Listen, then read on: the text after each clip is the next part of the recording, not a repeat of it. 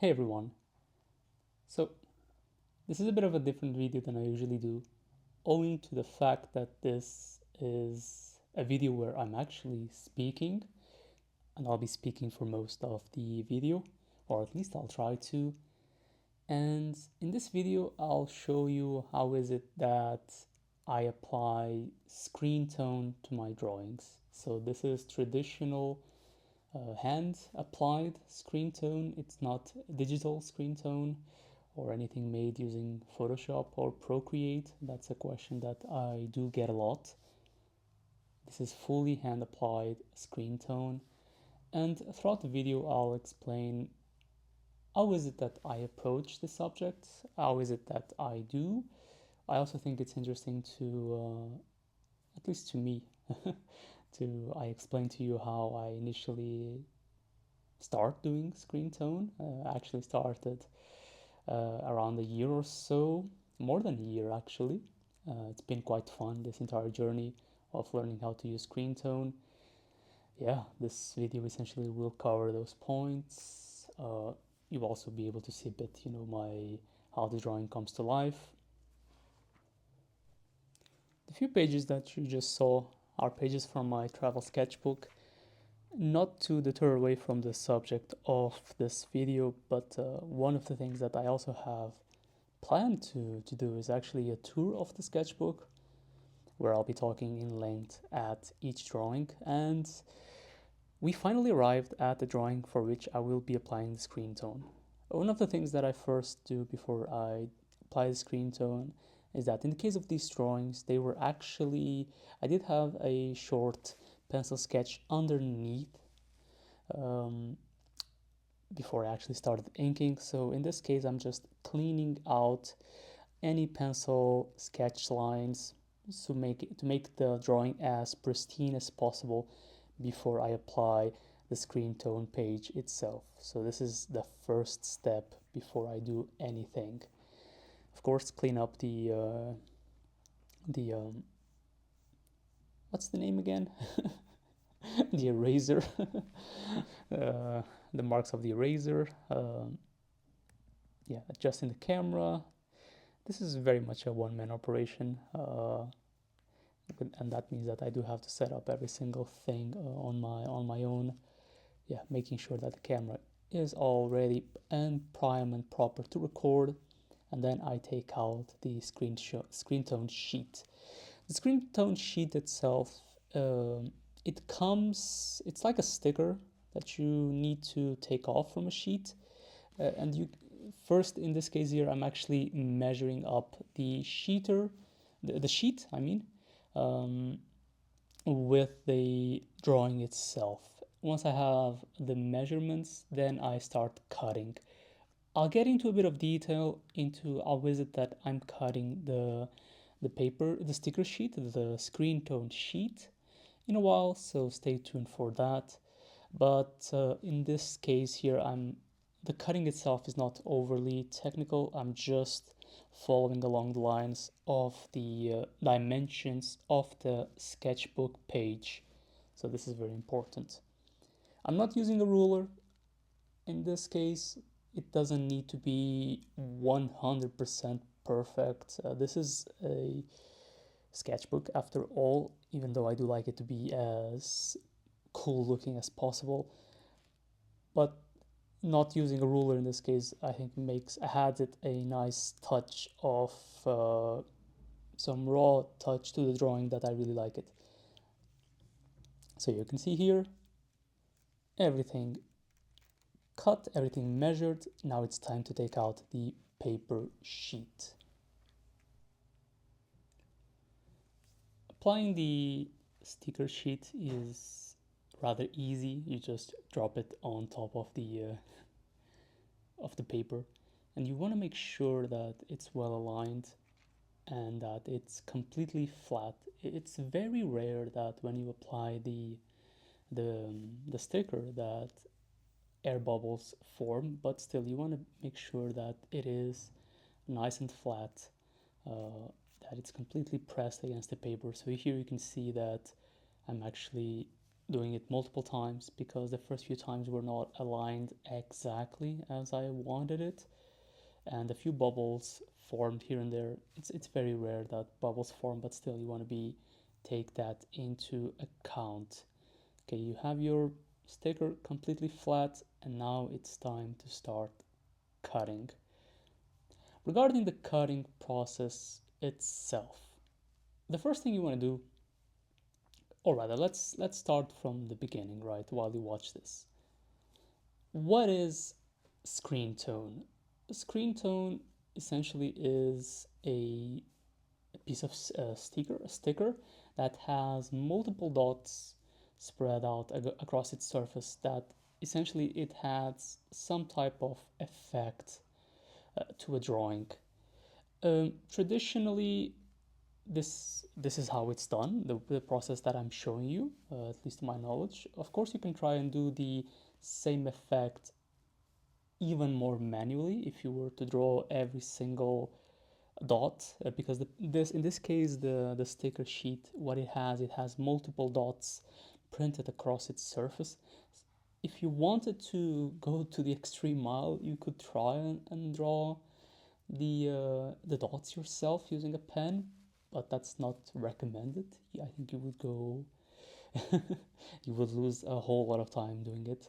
So it's better to just buy these stickers and apply it uh, like I'm doing here in this video that you can see. And it's quite fun and quite relaxing. Nowadays, you can very easily obtain this effect digitally using a computer, either Photoshop, Procreate. You can very easily do this effect digitally on your drawing, but there's still some. I find it myself. I don't draw digitally. Still traditional to this day. So I do very much enjoy the process of applying a screen tone sticker into my drawing and cutting it manually to reveal the highlights. The brand itself, the brand that you're seeing here for the screen tones is the Leader. It's a brand that's based in Japan, and I've always, for a long time, I knew about screen tone. Um, what is it? What can you do with it?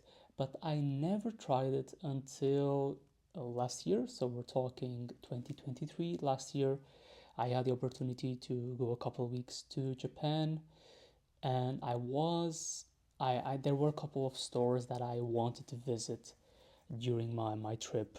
Art stores to buy art supplies. I visited quite a couple, but the biggest one that I visited was Sekaido, um, which I don't recall if it's near Ginza.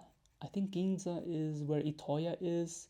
Sekaido, I would have to check. But if you are in Tokyo and you like drawing and you are looking to spend a very good time, I fully recommend that you go to Sekaido.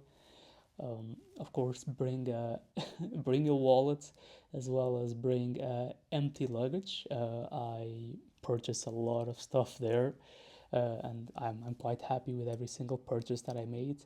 And one of the things that I saw there that I immediately had to try was screen tone.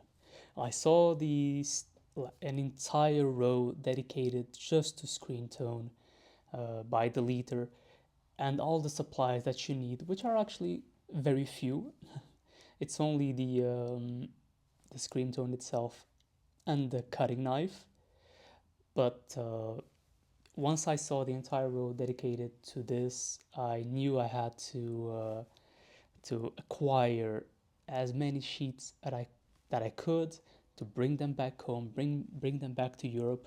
And at the time, as I was already considering doing a travel sketchbook for Japan, and I think it would be pretty great to have it in using screen tone for the travel sketchbook. I had considered at the time, instead of screen tone, actually having the travel sketchbook colored using alcohol markers like Copics.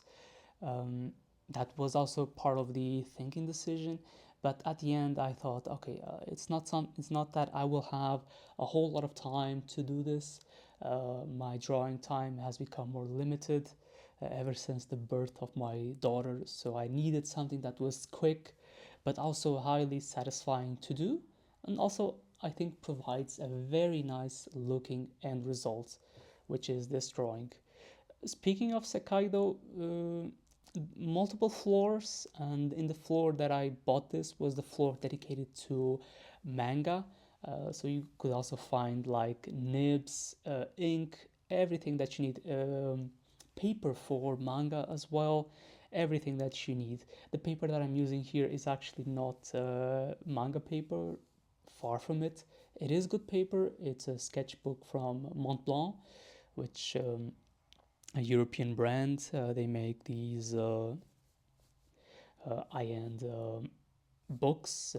I don't think they are necessarily made for sketchbook, this one, but I use it as a sketchbook. I rather like the feel of the book, and I also very much enjoy the leather cover, and it's just a nice handy book to have with me whenever I'm sketching.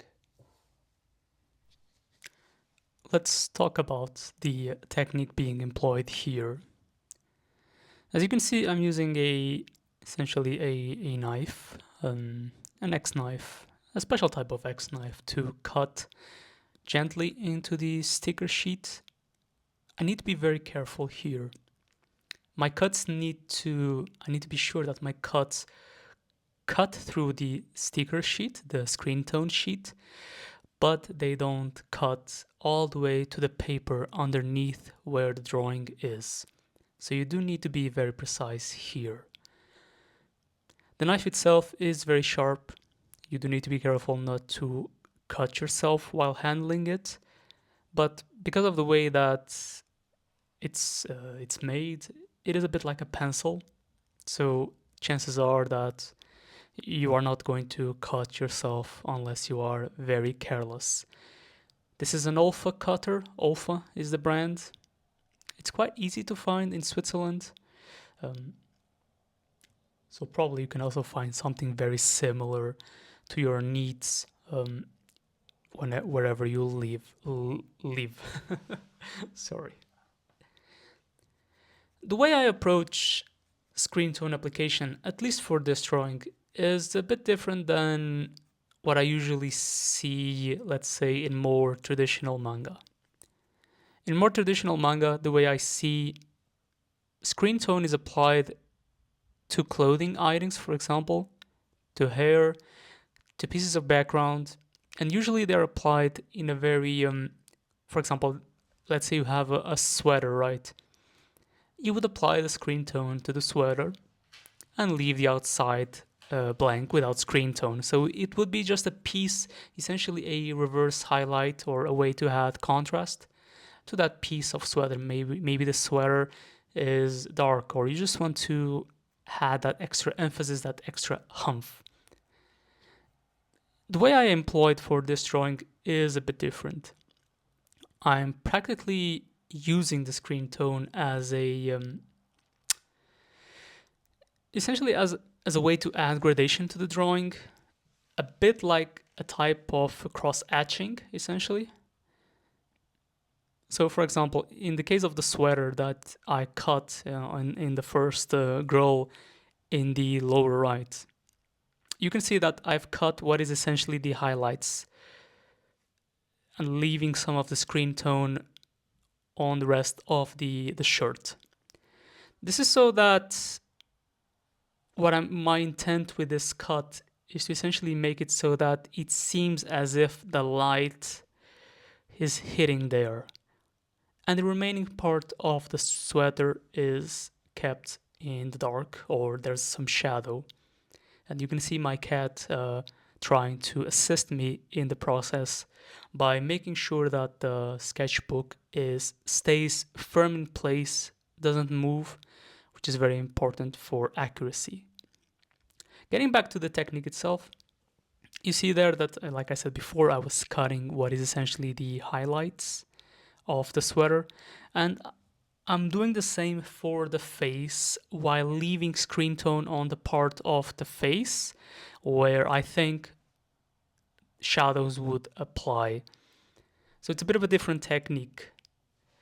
One other technique that you can also employ using screen tone, and this is something that I only figured out much later uh, in my 50th drawing using screen tone, is that you can actually scratch. Instead of just cutting, you can scratch the surface of the screen tone, essentially removing the dot texture, but leaving the screen tone behind.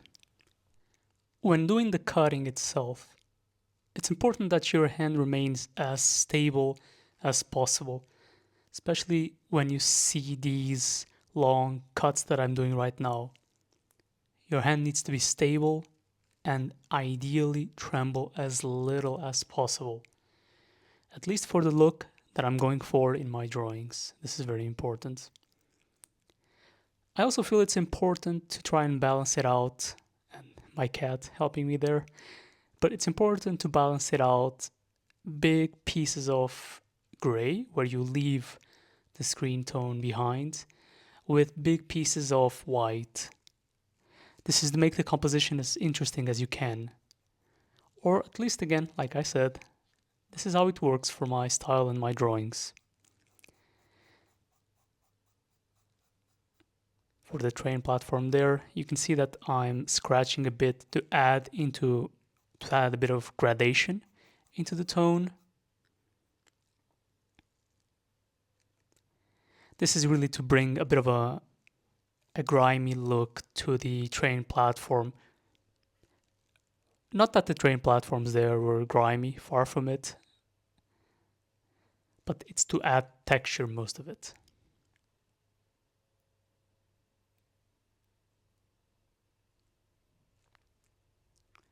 I've had instances where, because of the amount of force I was pushing into through the knife, that I accidentally cut through the paper, which is never, well, pleasant, first and foremost.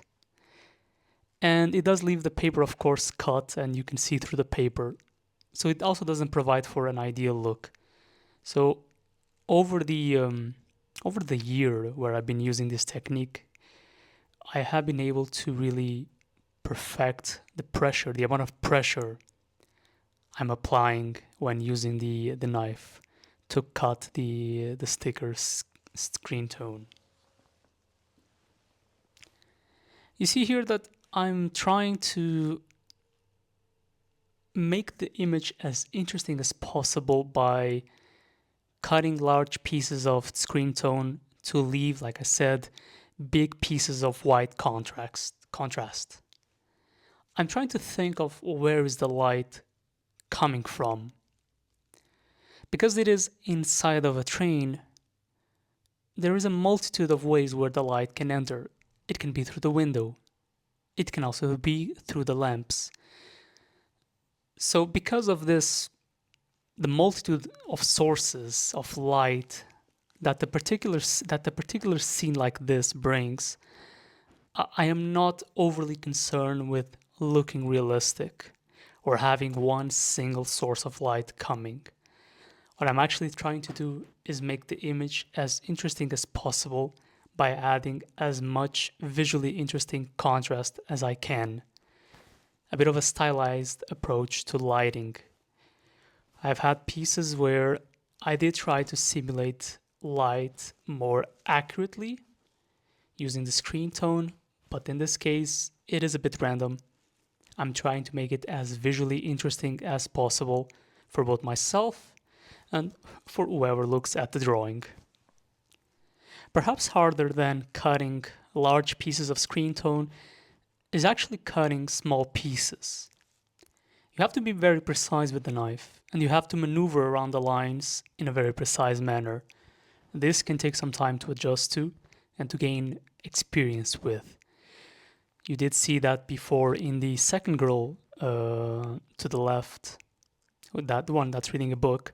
I cut the hand, and that was a very specific, very precise cut that I had to do. Those are the hardest, I feel.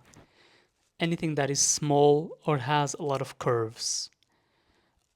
Ideally, when applying screen tone and cutting, you would try to avoid having to cut through many curves. You can see here I'm checking if I cut through the paper, probably because I made too much pressure using the knife.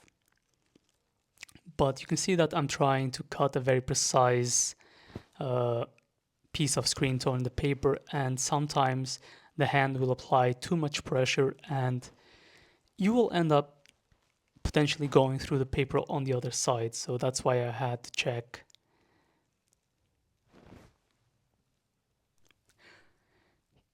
Here I'm doing a precise cut on the, I'll be doing a very precise cut on the cell phone. It's coming up in a bit.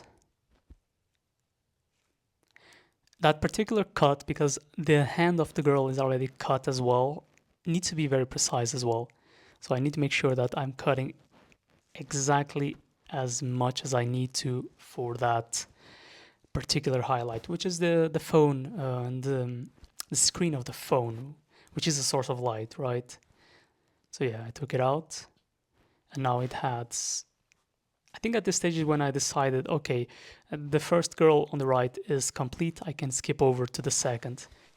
For the face of this girl, it's a lot of precise cutting because there's a lot of curves in how I drew the hair. My plan was to leave the screen tone only for the glasses. So because of it, I had to be very careful to be able to leave the screen tone on the glasses itself, only removing it for the face. So even though it does look simple, my hand here is being very precise and applying just the right amount of pressure. So the cutting has been done. I think I'm trying here to leave out the screen tone on the tongue, also to add the illusion of shadows, but this is a very difficult cut that I try to do here. I'm using the point of the knife to try and leave as much of the screen tone as I can for the effect I'm looking for, but it does seem that I wasn't able to do that, to leave the screen tone on the tongue, because it's a very small portion of screen tone. I decided then to just continue on with the cutting and not to spend a whole lot of time trying to cut a very small piece of screen tone just for the tongue. And then I jump straight to the fingers then. Already the image looks much more alive simply by removal of the screen tone on the hands. The book itself, I think I only cut a couple of pieces here and there. Again, whenever you see me leave screen tone, it's because I want to add a perception of depth, of changes of colors, temperature, everything in between. So the cuts are, for this piece, they are very much at random. I'm doing them in a way that I think makes the piece look good. The sketchbook that I'm using for this particular travel sketchbook is a Mont Blanc sketchbook. I believe I spoke about this already. It works quite nicely, and it is a sketchbook that I was pleasantly surprised with. It is expensive, but it is quite malleable, the cover. I don't know why, but I really like the cover. It's super soft and it's easy to bend and to just have it in your bag.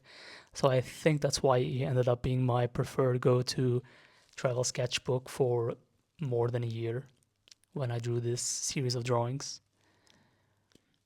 For the backpack here, I'm trying to think of, okay, where are the potential highlights? Do I keep the highlights for a potential logo on the backpack? So this is based on a North Face backpack that I have currently. So you see there, I cut that very precise highlight on the backpack, and before I put the knife back, I start to think, okay, before I do the highlights on the backpack, let me do something a bit more simple while I think about on how to approach the backpack. And this cut that you see here, it's a very simple cut. It's a very straight ahead, straight line. Nothing to think about. Just I need to remove this piece for the highlight, which is the window frame. Already, just that removal of that screen tone is providing even more depth to the drawing. So at this point, I'm actually quite stoked at how it's looking. I'm quite happy.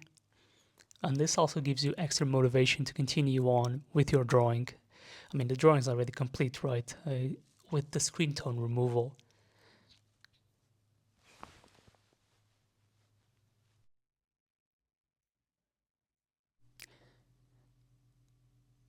Perhaps here I can provide some additional context around the materials that I use for this drawing. As already spoken about, the sketchbook paper is a Mont Blanc. That's already been discussed. As for the line art itself, it was made using a mixture of fine liners. I believe the vast majority was either Copic or Pentel fine liners. Between 0.05 and 0.1. The drawing itself was quite fun to do. It's really a very common sight if you have the chance to travel to Japan inside the train. The vast majority of people there are actually looking at the phone when traveling. It is quite rare to see, at least the time that I visit, it is a bit rare to see people doing something else other than looking at the phone. For this drawing, I wanted to reflect that, have someone looking at the phone. It is something that they do, and even in Europe, of course, the same everywhere else. But I wanted to have someone else doing something different.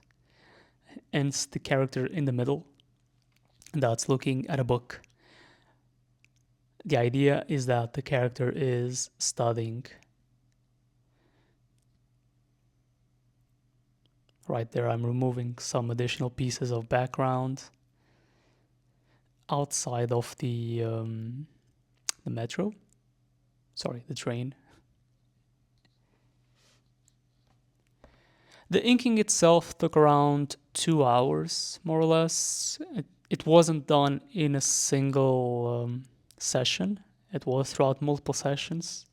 This is the current reality where, because of my kids, I don't have sometimes the time to just commit 1 to 2 hours straight just drawing. So the drawings are made as I go.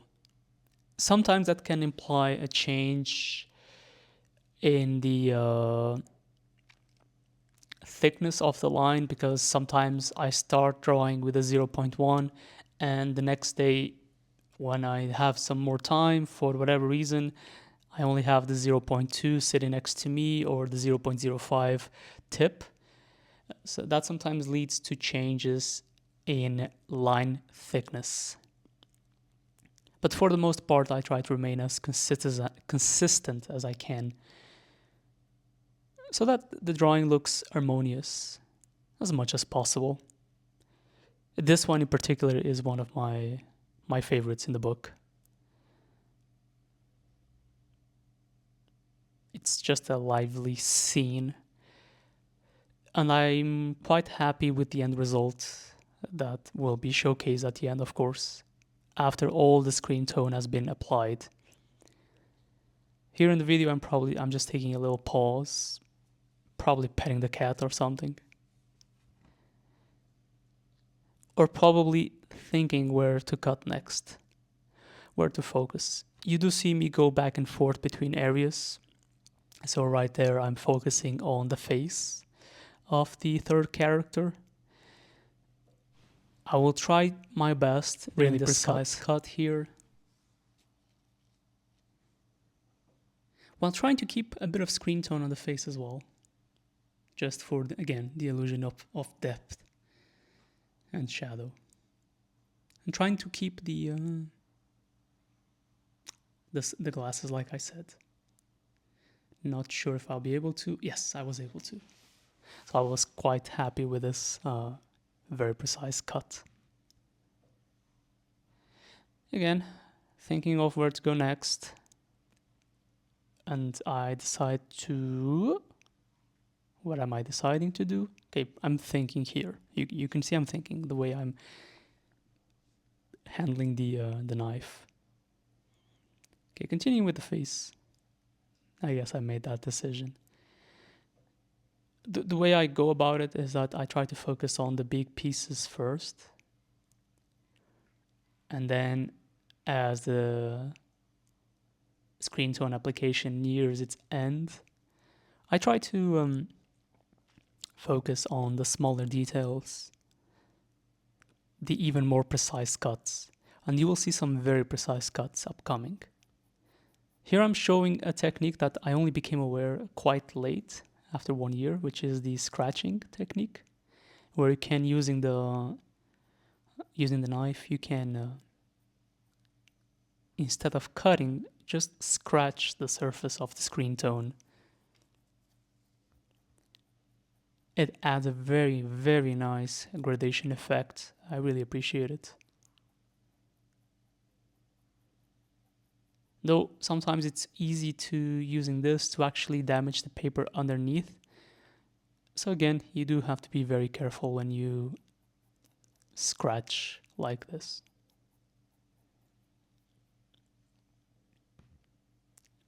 Yeah, overall Japan was quite fun. I wasn't really trying to, but then I ended up doing it.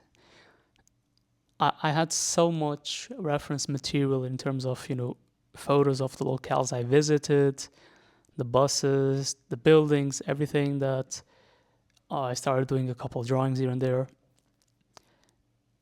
And I don't recall very much so why,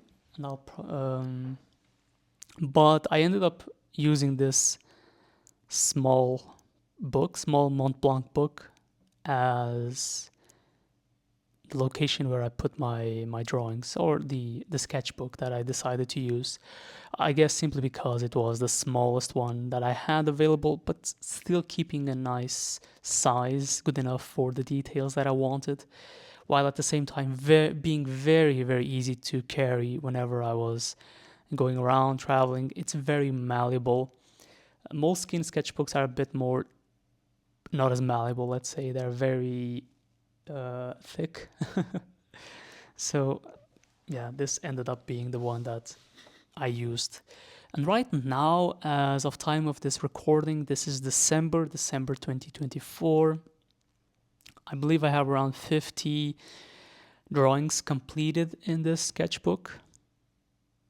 Like completed drawings. The majority of them all of them are made use fine liners. So that's the main binding element, the main common element. They're all from Japan, and they all show different aspects of the Japan trip I had with my wife last year. That was quite fun. I expect to complete this book next year, so it will amount to around 80 drawings, 80 or so. And then I don't know exactly what I will do after. I do have a couple of trips scheduled next year. Brazil, Scotland. So probably I will do a Brazil travel sketchbook, simply because it has also a different aesthetic than Japan. So I'm really looking forward also to that trip. The trip will not be as in-depth as the Japan one, because I'm a bit more mobility-wise constrained going into Brazil because of my kids. But I will certainly try to do a series of drawings for Brazil, and I'm very excited for it. On my social media, I do have a sizable, not just sizable, but they do make a good percentage of audience, the Brazilian audience, and yeah, I love them. So I really want to do something also for the Brazilian audience. They've been supporting me, so that's pretty great. Obrigado a todos. You can see here I'm focusing on some more smaller, more precise cuts on the sleeves of the shirt. Again, very much random. I'm barely taking into consideration the light. I'm just trying to make it look cool. Which, yes, that's usually my main concern. Of course, the drawing needs to look correct, anatomy wise, perspective wise, but in regards to light and even perspective, I also think it's important that it might not be 100% correct, but it looks cool. And is there anything cooler than this very precise cut that I'm doing here for the hair? I don't think you will find anything cooler than this. It's such a small cut. Such a small cut. Very nice. Very nice. I really like this cut. That's an incredible cut.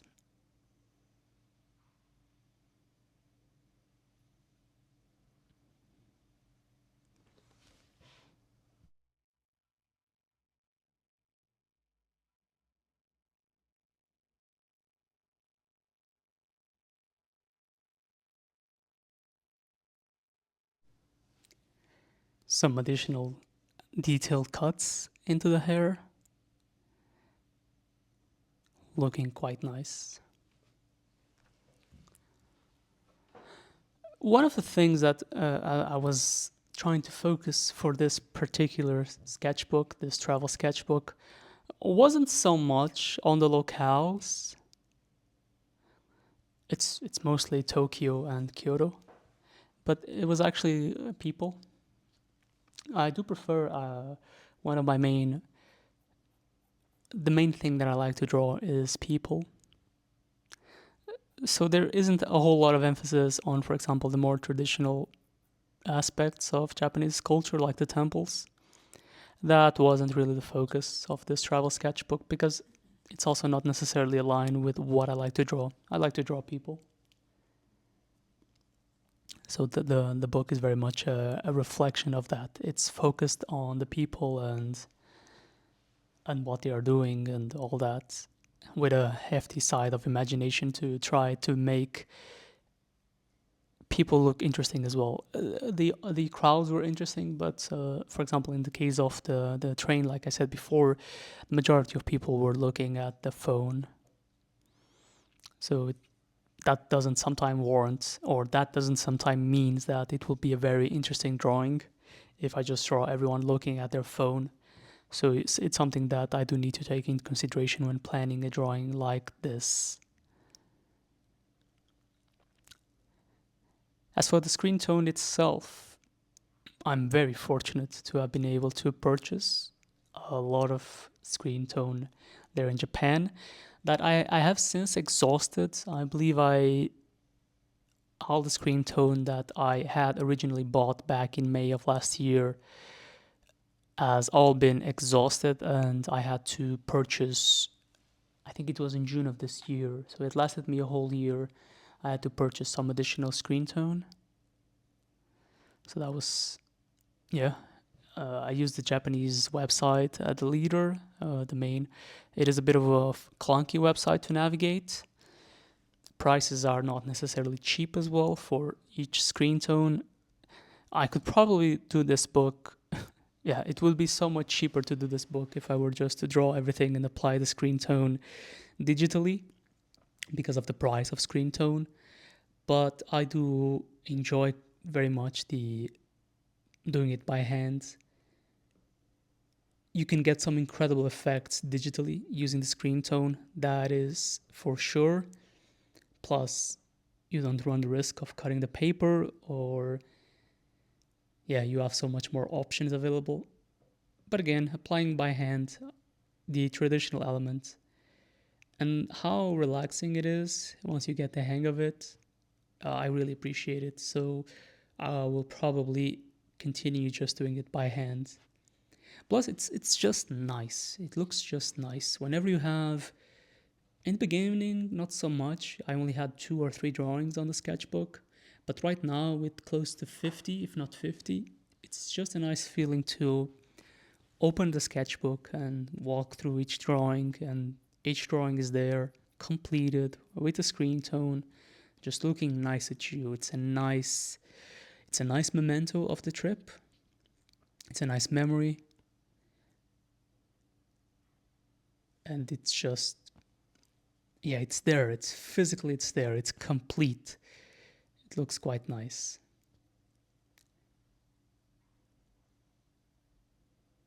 Plans for the sketchbook once it's completed, like I said before, I will start a new one focusing on the travels for next year, mostly focusing on Brazil. That's the big one that I have. I will probably yes, probably not. I don't know. I would love for people to, if people so wish, to have the sketchbook with them as well. So I could probably try and do a physical version of this travel sketchbook for people to purchase. But if I were to do that, I would do it in a radically different way than I did my first sketchbook. Simply because it was very demanding actually to do the sketchbook. It wasn't a straightforward process, and it was also very expensive. I made the decision for my initial sketchbook, the Volume 1 sketchbook, to actually have it printed in Europe. It was printed in France. And it was also a very low run print number. As you can imagine, printing in Europe plus a very low number of copies, 125, did mean that the cost per unit was very expensive. It was around 27 euros, which roughly translates to $27 more or less per unit for manufacturing. So that's very expensive. Of course, I could have made the decision to just print it in China, and probably I would be able. Probably no, because I did check at the time. Cost per unit was around €5, €4, depending on the manufacturer, to have the book printed. So definitely, I could have had some much more meaningful margins of profit there, because I do sell the book for 40 US dollars. Keeping a profit of around $13. Actually, not 13, because I do have to take into account the price of the designer of the book, because I did pay a designer to do the page layout and everything. So it's more like $10 that I make of profit for each book. So yeah, definitely learn a whole lot of lessons there when printing the book. Of the 125 copies that I made of the original sketchbook, 25 were for friends and family, and the rest it was for selling. I sold around 40 books. 40. I still have a sizable inventory with me, so there's also that. So my career as a bookman, artist that makes a living out of books, didn't materialize.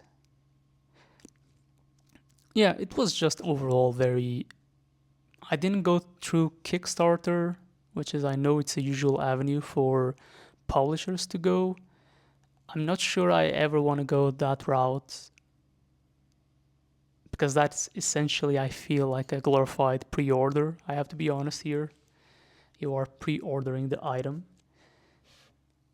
I made my book available for sale on the day that I had them physically on hand to be able to ship to the audience. Yeah, I'm not so much of a fan of Kickstarter, but maybe for this next sketchbook, maybe that could be a solution. But definitely I will be pursuing the option to have a publisher handling the brute force work, because yeah, just everything regarding to paneling layout, how I wanted it, everything, finding the manufacturer, signing the contract, everything was just, yeah, it was very time consuming. For profit margins that were not necessarily that amazing, keeping in mind that again the book was printed in Europe, in France. So I will definitely try to have some publisher, I don't know, publish the book, make it easier on me. Also have it available on Amazon, maybe self-publishing. Yeah, just a ramble, but that's gonna be the idea. Maybe some prints as well. Though I do have a really cool idea for prints that I might try to employ, but let's see if it's at all feasible to do. Coming back to this drawing, you can see here I'm doing more and more precise cuts. And here I'm just doing completely at random. Just trying to go and make it as cool looking as possible, really.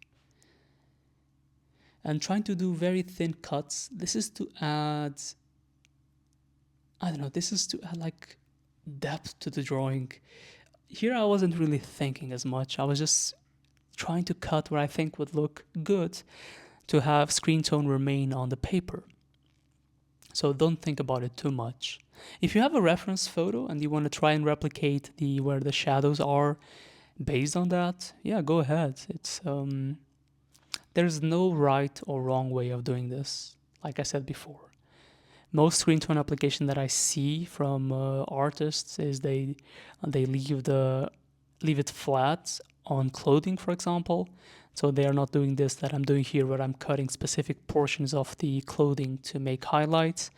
But again, there's no real right or wrong way of doing this. You need to do it if you are able to get some screen tone with you, a knife, and you have a cool drawing where you want to apply screen tone. There's really no right way or wrong way of doing it. Try to do it in a way that's pleasant to you, that's fun for you, that's exciting for you. I think that's the most important thing. If it's something that you do at the end of the day to relax, so be it, I think that's even better, because then you are just doing the drawing for yourself. You're not doing the drawing to sell it or in a deadline or in a hurry. None of the drawings that are in the sketchbook were done to meet the deadline with a vendor or something. They were just done for the fun, to document the trip. No deadlines. I took as much time as I wanted for each drawing. For some drawings, I was super quick. For other drawings, I took much longer. 5-6 hours, depends. Some drawings 1 hour, others 6 hours. It really depends on how I felt, where I wanted the drawing to go, and what is it that I wanted to convene. Not just from a technical level, but also from the scene. Do I want to capture some type of warmth? Do I want to showcase something fun, a lively situation, some story? That's what's important. If you are able to have these conditions with you where you can just draw for yourself, for the fun of it, no judging, no one is judging you, just for the fun of it, yeah, then you should absolutely do it. And again, like I said before, you can try and buy screen tone from the leader on their website. It's a Japanese website, but it's fully translated in English. The process is a bit wonky, like I said before, but it's very, and they don't send you the shipping notification, so you just buy it and then one day, 2 weeks after or something, it just shows up in your doorstep. So there's also that. Yeah, but it's very fun. It's a very fun thing, and I'm very happy that I knew about it, but that I started doing it for my drawings. It's such a super nice looking technique.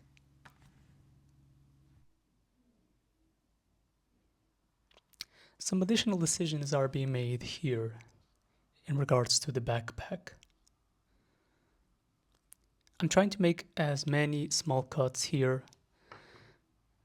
to try and make it as cool as possible. That was the whole idea with the backpack.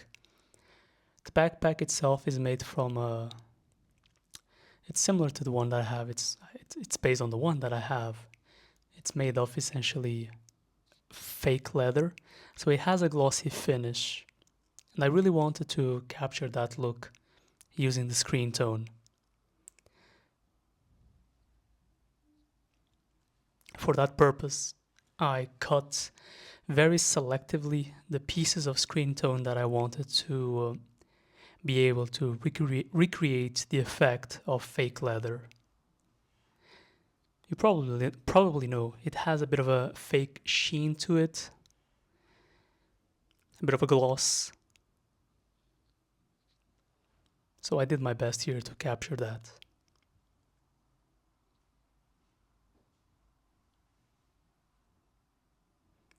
Another part of the drawing that was very satisfying to do was the skirt on the second girl on the left. It has a checkered pattern, and I had to think a bit on how I wanted to cut the screen tone there. Did I want to do the lines that make up the pattern, or did I want to try and scratch a bit to create the texture? In the end, I ended up doing both.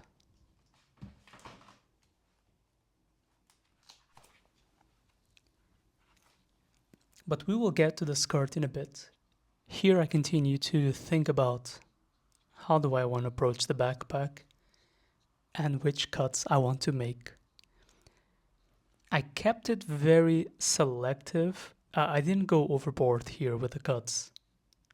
Just the right amount of cuts to showcase the sheen look, the gloss look that I was talking about. To make things better at the end, you will see that I scratched just a bit of the edge of the surface on the upper left of the backpack. Again, to build that texture that makes the drawing so interesting.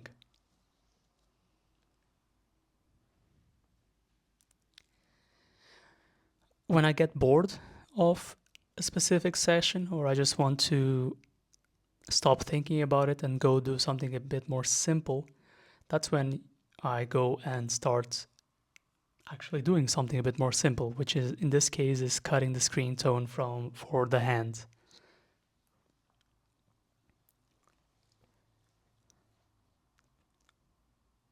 To continue building the depth, then I continue working on the backpack.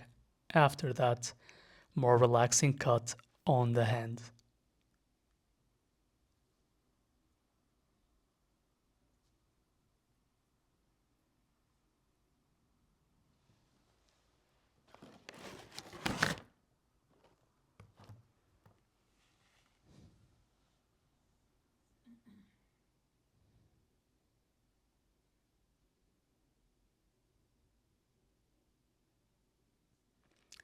Bit of a larger cut here.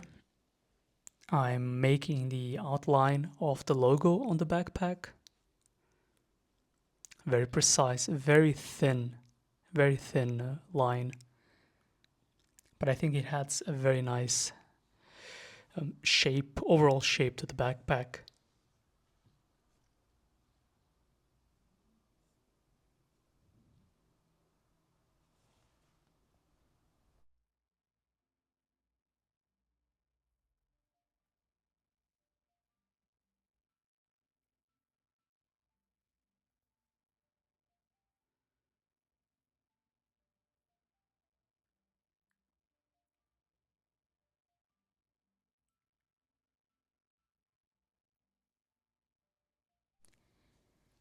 Working on another pair of hands here, this time of the fourth person on the background.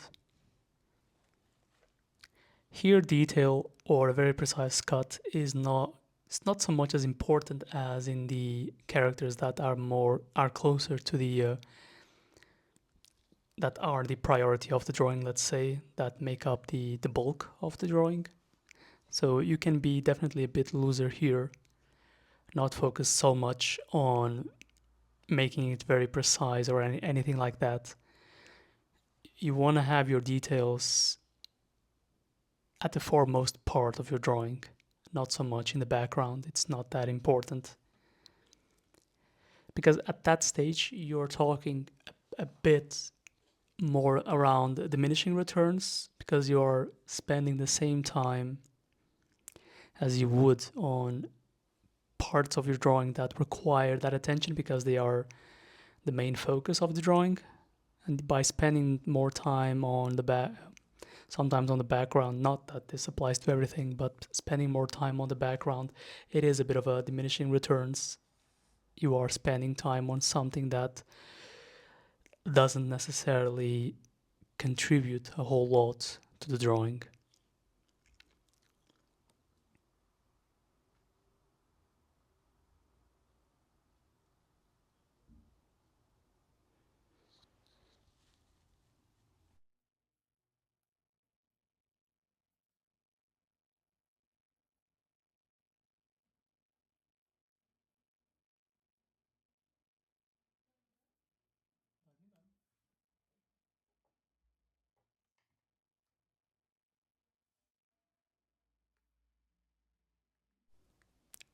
So here I finally realized that the book should be a bit better centered for the purposes of an horizontal video. So I adjust the book finally in the final 10 minutes of the process. It's better late than ever. Some additional cuts right there. Very precise, very thin pieces of screen tone are being removed. And I think you can get the sense that it is fairly unrealistic the way the light is bouncing. Light doesn't work like that unless you are in a space that has multiple lamps or multiple sources of light, which is the case. To be fair, this is a train inside of a train, so there are multiple light sources. So it's not so unrealistic like that. Some additional scratching there on the hair. Again, very light, very light.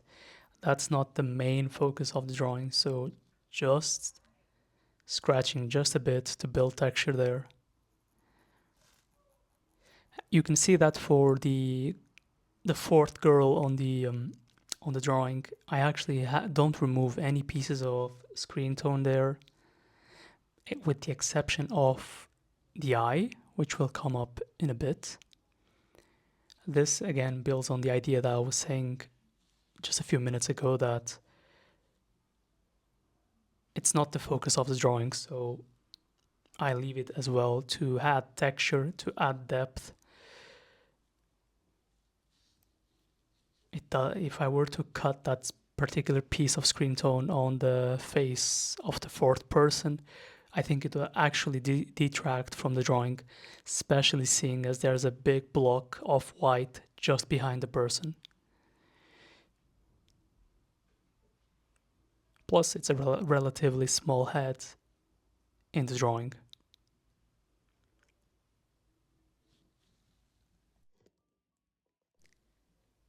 Now we start working into what is my favorite part, probably my favorite part alongside the backpack of the drawing, which is the skirt, working on the skirt, as I was saying before.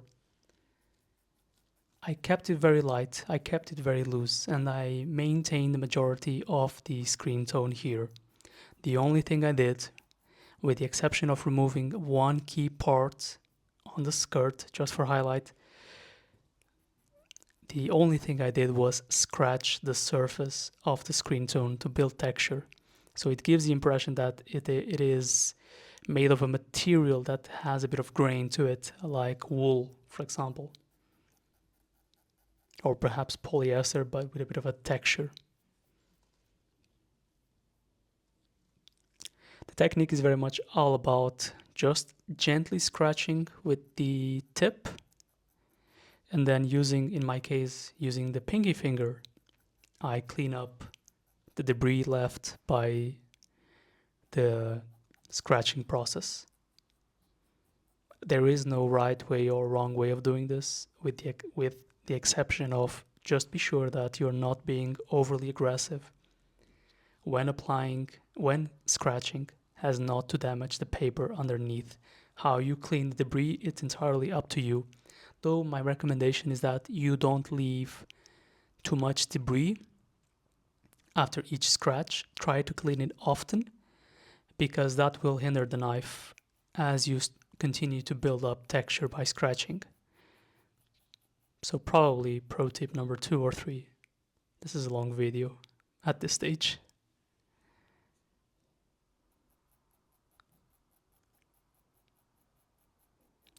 Yeah, this is probably my longest video that I will upload to YouTube. Roughly 70 minutes. And it's actually the first time that we have a video of me speaking for the majority of the video. Definitely would love to do some more of these in the upcoming year. So of course, if you enjoyed this, let me know. We are still a bit of a way off until the end. But yeah, do let me know if this type of content, if you enjoy this type of content.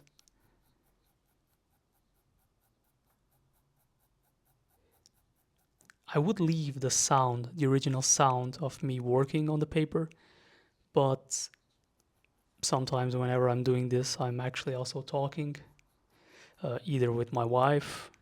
Yeah, with my wife. So I do have to mute to make sure that those conversations remain private.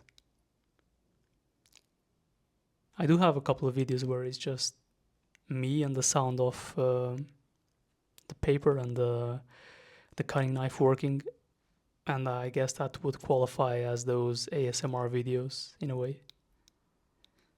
So perhaps that's a niche. That's another niche.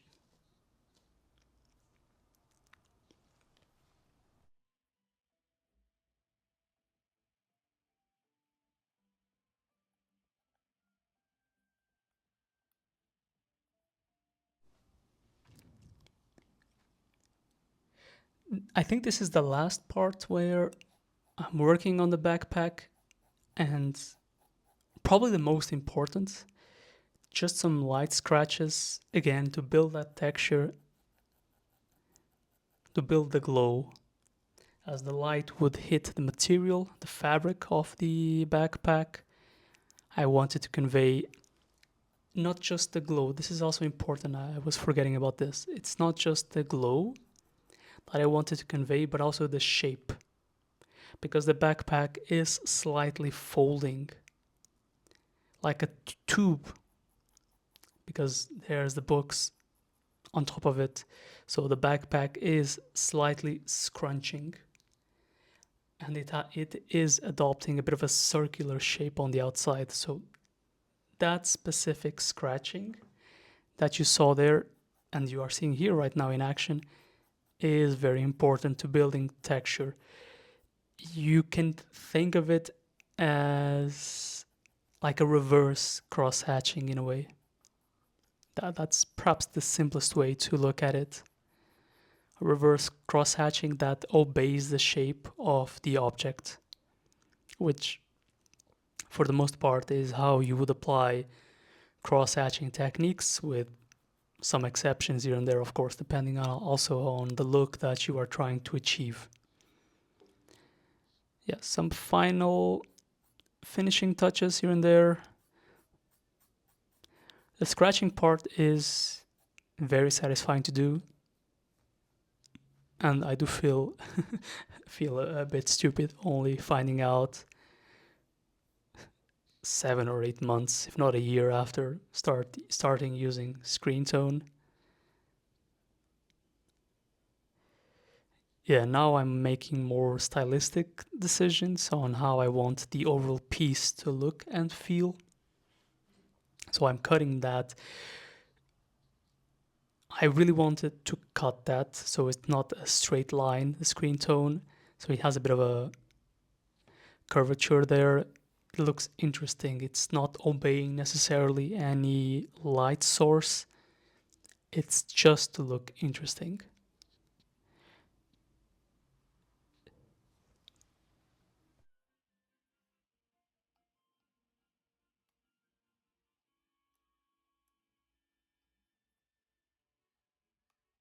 Big highlight coming here. Probably the biggest piece of highlight before I almost complete the drawing, which is that, how do you even call that?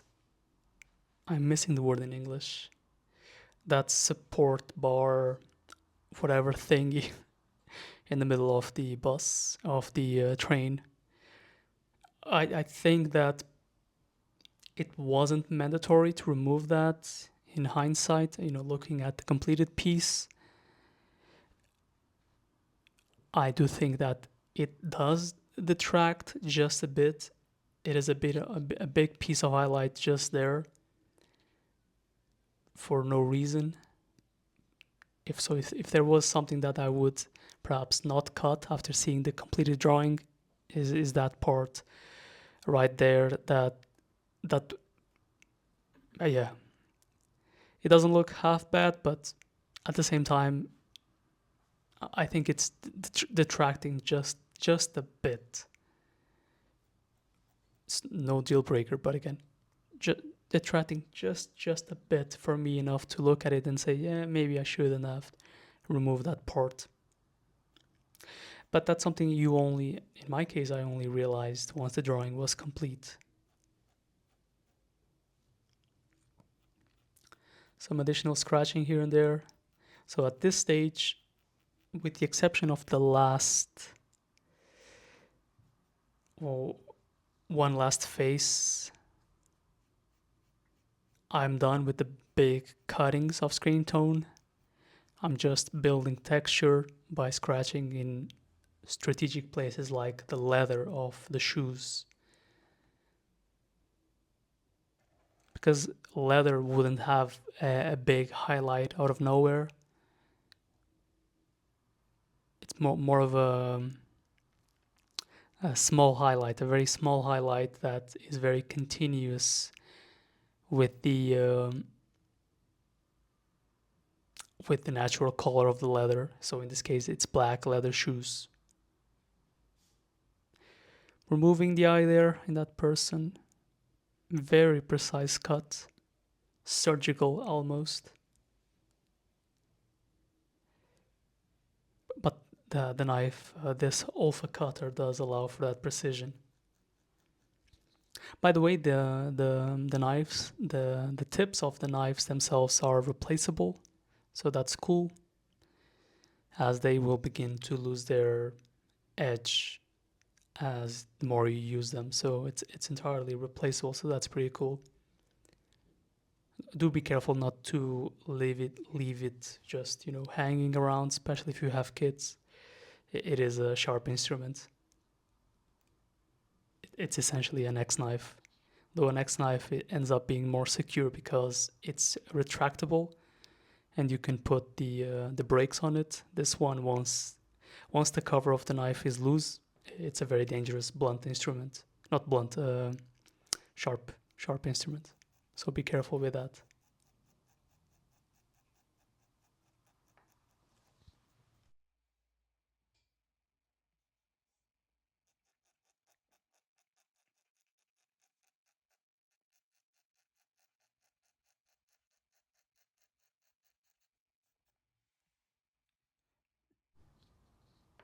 Yeah, final 5 minutes or so of the video. So again, I want to thank everyone, especially if you've listened to the entire thing. That's great. Um, Hope you learned something. If not, feel free to send me a message. You can find me on Instagram or something. Feel free to shoot me a message if there's anything you would like me to clarify in the technique. Try to make it as clear as possible. Although I think you also understood from the video, it's very much based on feel. There's really no refined technique here. And yeah, if you listen to the whole thing, thank you so much.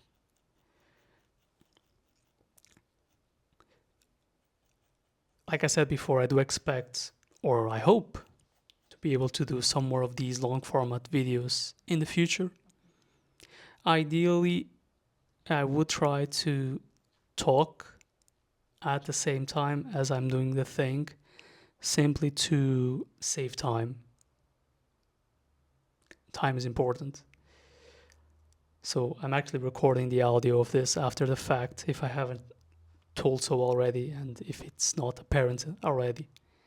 So definitely for upcoming videos, try and have the mic set up from the get-go.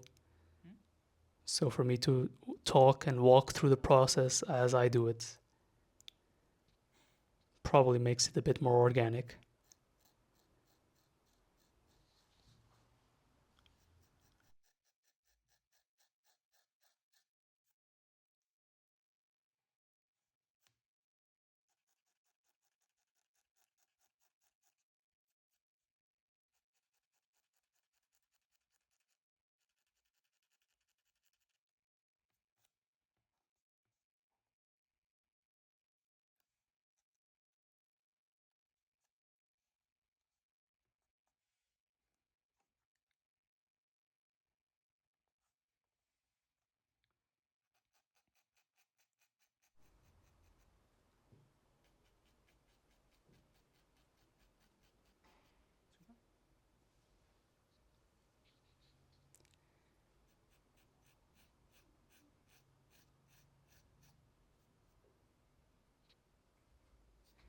Yeah, some finishing the scratching over there.